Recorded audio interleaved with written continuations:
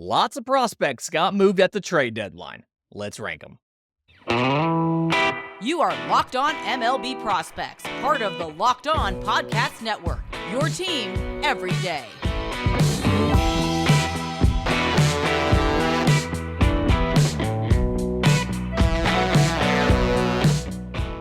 Yes, welcome on in to Locked On MLB Prospects, your home for all things minor league baseball. I'm your host, Lindsay Crosby, freelance baseball writer and podcaster.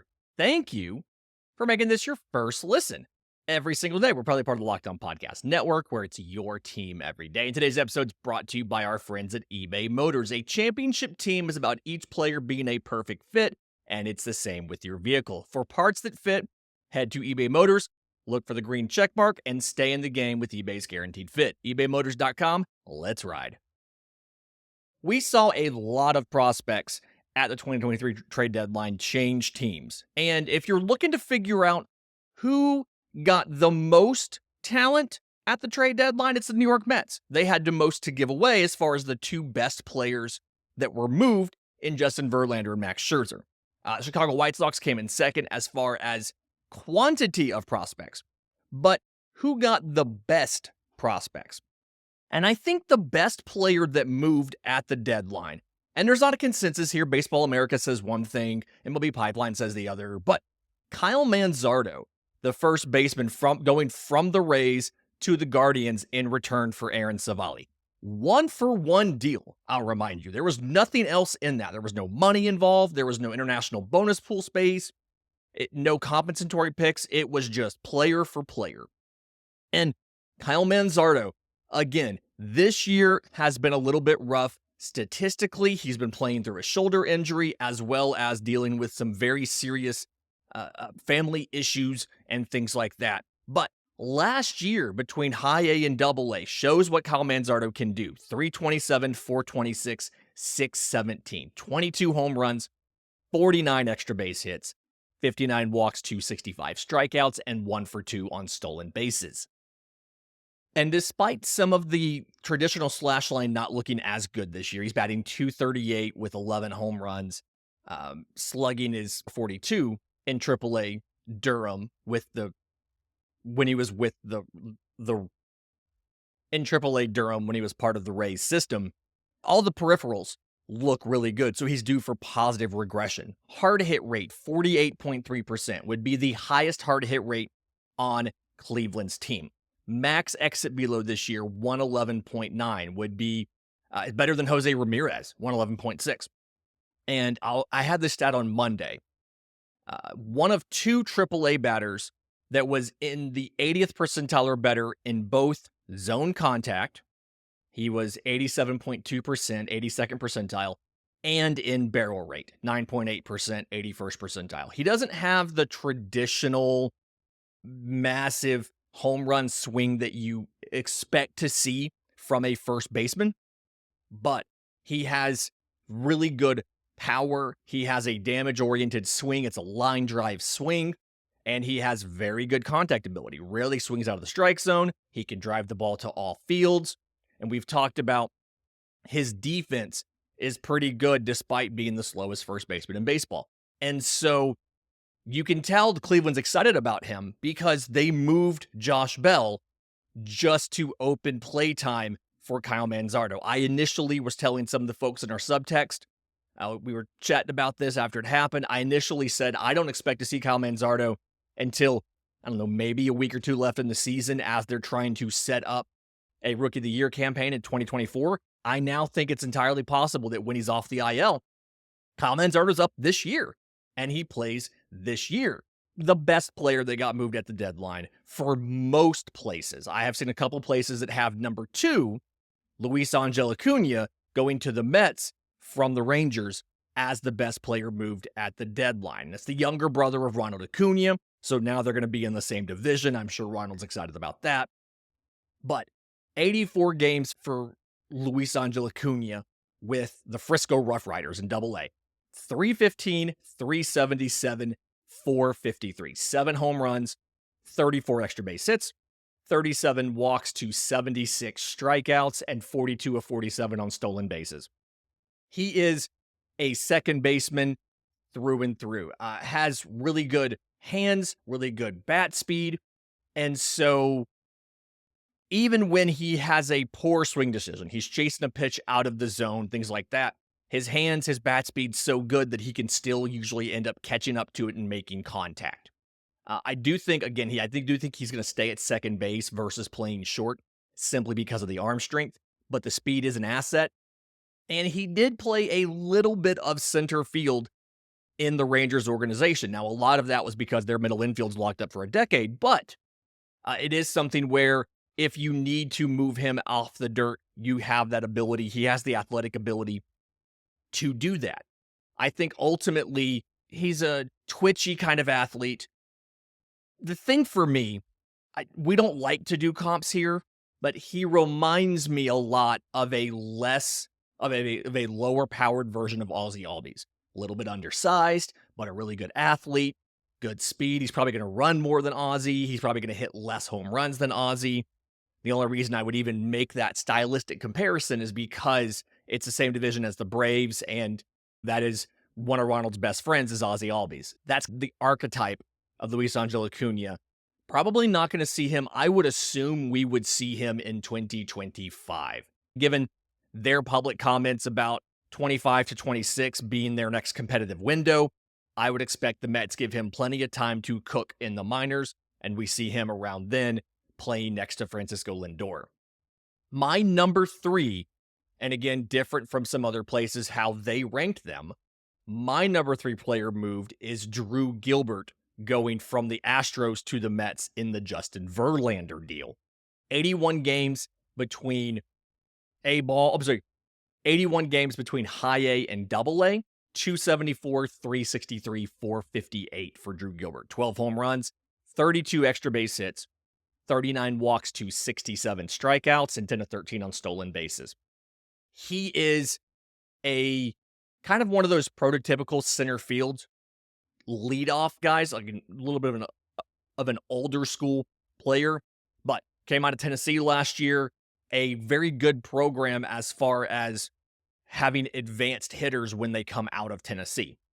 He has a really good swing as far as making consistent contact from the left-hand side. Everything's at least above average except for maybe power. He's 5'9". Despite that, he has decent power for the size, but really good hand-eye coordination, good arm strength, good speed. The defense is at least above average in center field. And I see him being probably the second best prospect in New York's system once we re-rate everything, right behind Luisangel Acuña. And those guys are probably going to be on a similar timeline, if not Gilbert getting to the bigs earlier than Acuña. But both of them, I just feel it was a really good job of the Mets to get value and get players that can fit into their long-term plans. I don't necessarily love a lot of the Mets' existing outfield prospects, and it feels like Gilbert is definitely a guy who can be your center fielder. By the time you're doing that, your existing center fielder probably has to kick out to left field or something like that. It's a really good get for the Mets. In just a minute, we're going to get through players 4 through 6. If you are a White Sox fan, you should be very excited for that. We'll do that next, right here on Locked On MLB Prospects. But first, today's episode is brought to you by our friends at Sleeper. If you want the chance to win more money with less picks, head to Sleeper. You can win up to 100 times your money on just 2 or more fantasy baseball picks. If you think that tonight, Jose Ramirez of the Guardians is going to hit a home run, if you think that's possible, go on Sleeper. You can swing for the fences with up to a 100 times payout. All you do is choose 2 or more players that you like, select more or less on their stat categories, home runs, strikeouts, hits, things like that. You get your picks right, and you can win big.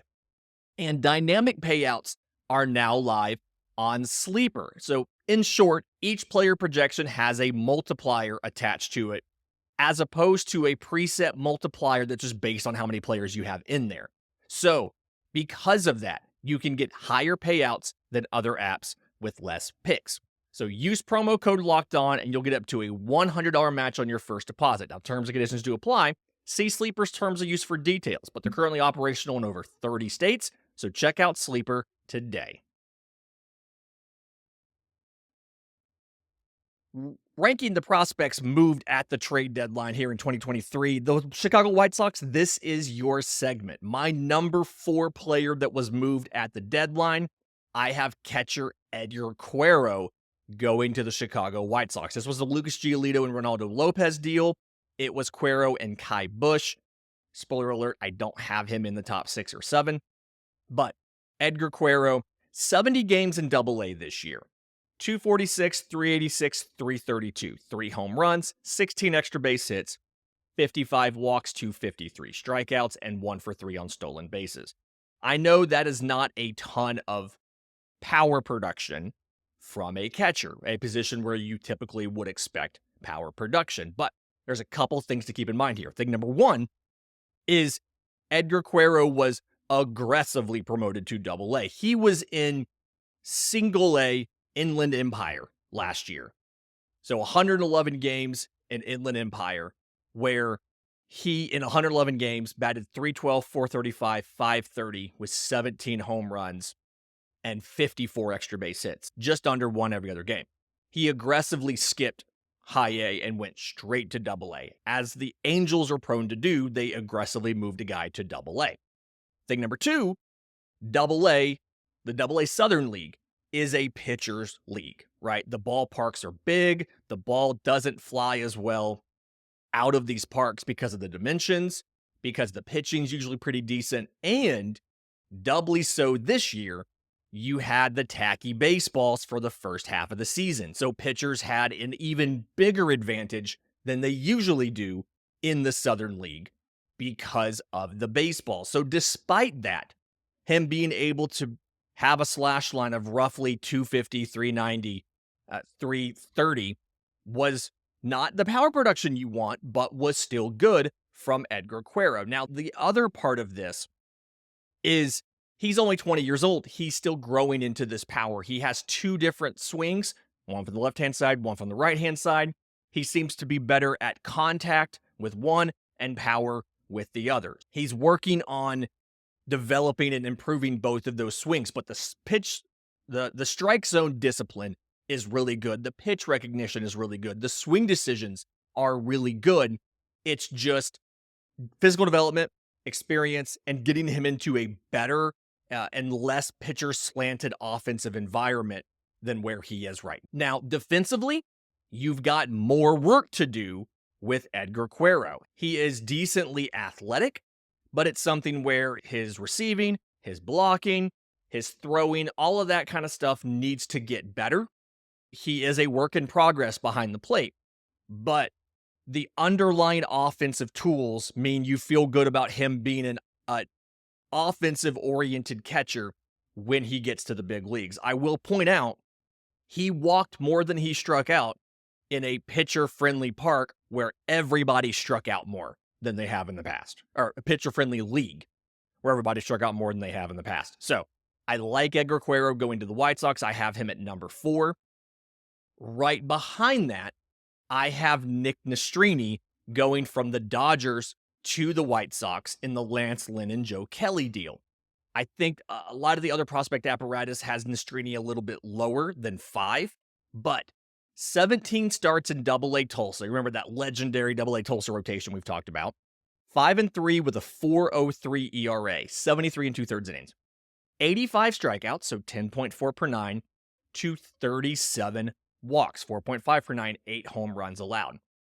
Really physical player, big power profile. The issue has been control, and a lot of that is working on the delivery and the mechanics to be smoother. The fastball can sit 95, 96. He can run it up higher at times when he needs to.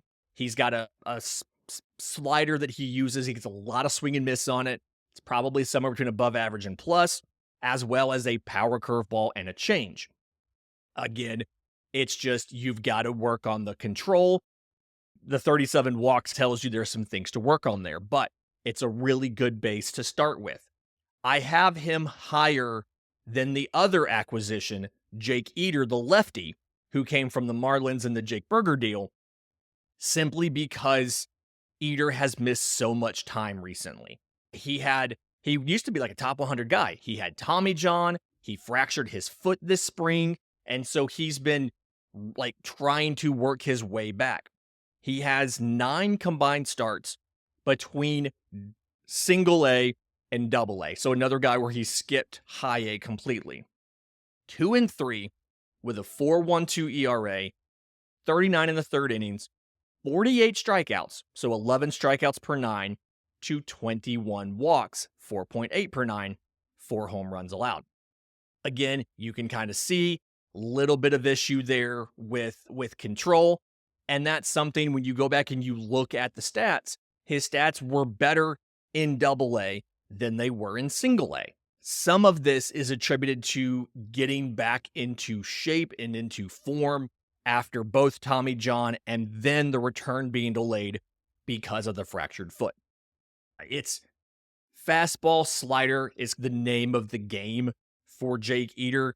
Fastball sits 93, 94, so has some good ride up in the zone. And then the slider kind of takes the place of multiple pitches, right? He can manipulate the shape of it. He can manipulate the break of it. And so he can have it be a shorter biting slider. He can make it into like a bigger, sweepier slider. A lot of different things he can do with that. Has a changeup to go along with it. So that's something where gives you a different movement profile from the other pitches. And then again, he had really good control before the injury. So the thought process is plus control is in there somewhere. He just has to get back to that form. So I think at the end of the day, when we're looking back at the careers of these guys, Jake Eder has a higher ceiling than Nick Nastrini. But I've got Nastrini higher right now because of the health and the recent performance. That's recency bias. I really shouldn't do that, but that's what we're going with. In just a minute, there's one more kind of top prospect I want to make sure we talk about in this, and then I'm going to give you some sleeper picks, guys that were a little bit lesser rated, but you should watch out for because they could pop. We'll do that next right here on Locked on MLB Prospects.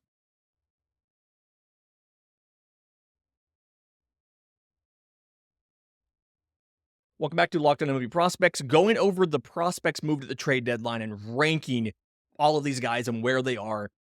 Number 7 on the list for me is the other part of the Justin Verlander to the Astros deal, Ryan Clifford.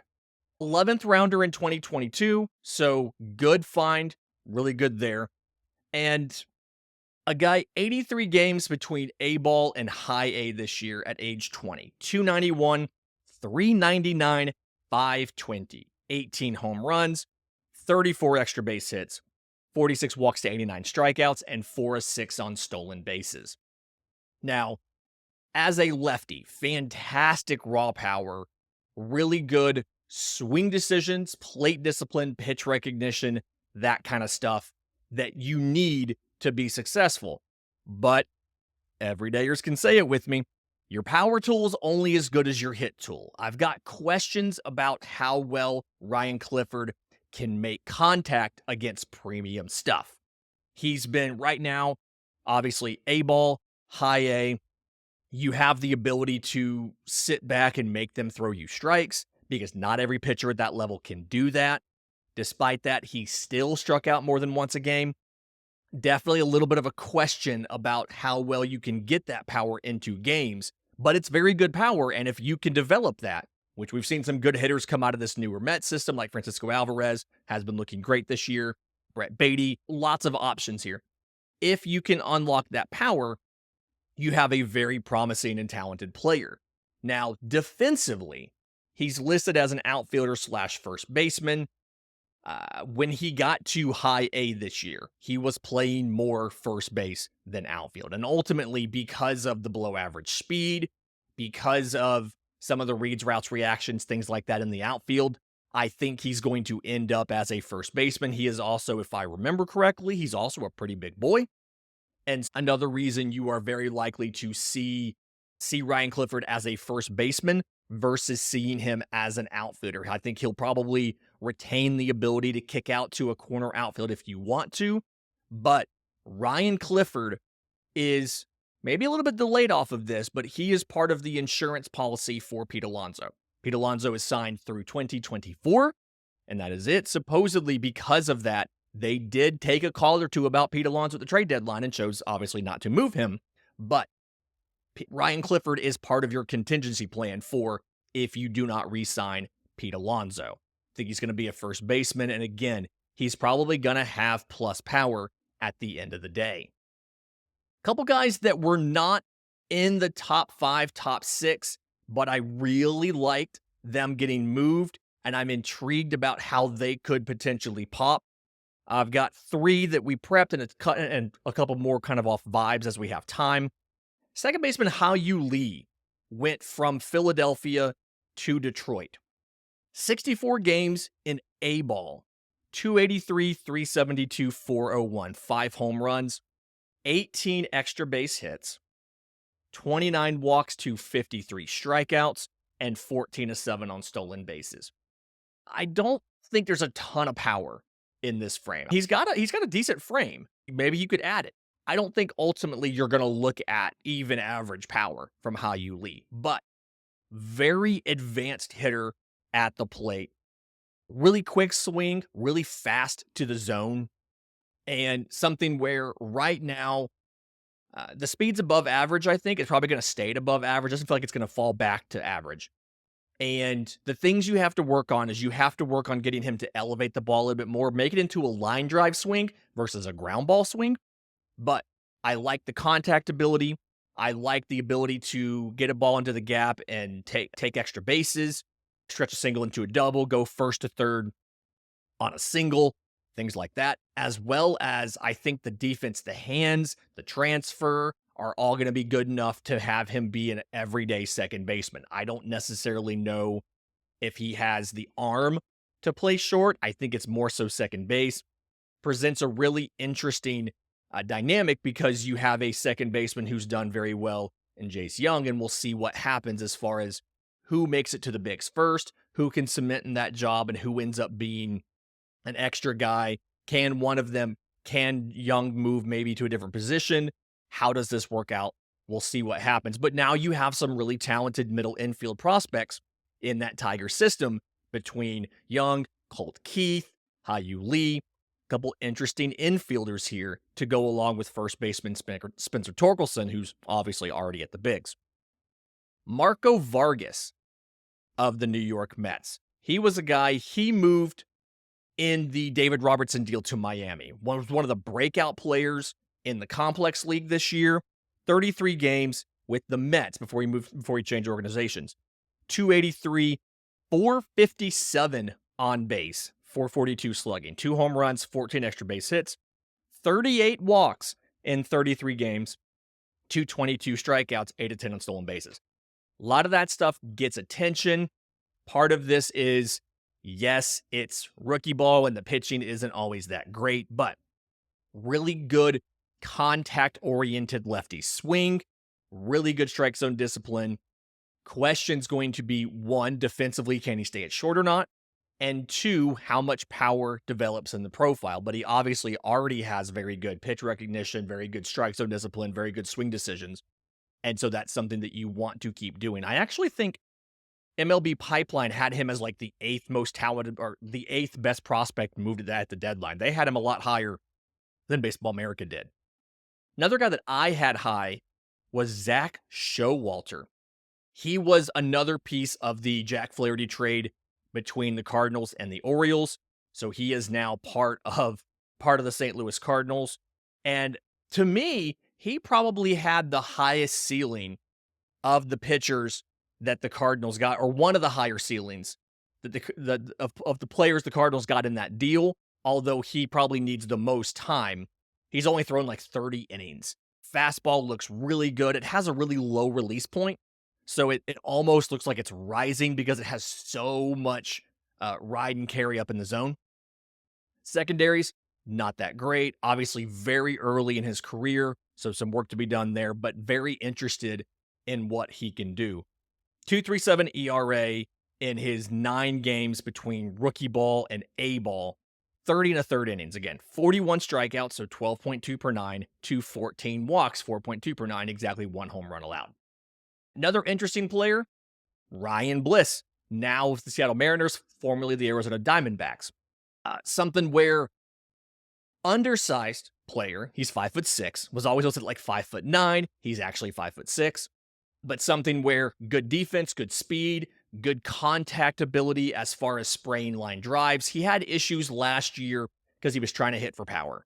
And it's not going to happen. Stop trying to make it happen. It's not going to happen. Instead, stick with the line drive swing, get the ball in the gaps, take extra bases, play good defense at second base. You're going to get a couple carry out anyway. But like what Ryan Bliss has done, feel like second base is a position in that system where there's nobody who said, this is mine. You're not holding second base for anybody for Seattle, so he has a chance to get up there and take it. And then Khalil Watson is now moved from the Marlins to the Cleveland Guardians. And super toolsy dude. He's still only 20 years old, 16th overall pick in 2021. He is as high a ceiling and low of a floor as anybody who was moved in this draft. Very much a high-risk player. He's had maturity issues. He had some on-field disciplinary stuff last year. He's had strikeout issues. He's had approach issues. But again, super toolsy. Maybe the move to a new organization, and kind of some guys have that gut check when they change organizations that change a scenery trade. Sometimes works. And so if Khalil Watson can put it together at the plate and can put it together from a composure perspective and an approach perspective, he has all of the physical tools to be an absolute stud. And let's see if the Guardians can do that. Fantastic week this week. One more show coming up. There's a good chance we end up doing 2 mailbags because there's been so many great questions asked that we want to make sure that we get to. If you have one for the show, tons of ways to get them to us. Best way? Probably our subtext. Links in the episode description, links in the show notes. Until tomorrow's show, remember, it's always a great time to pay a minor leaguer.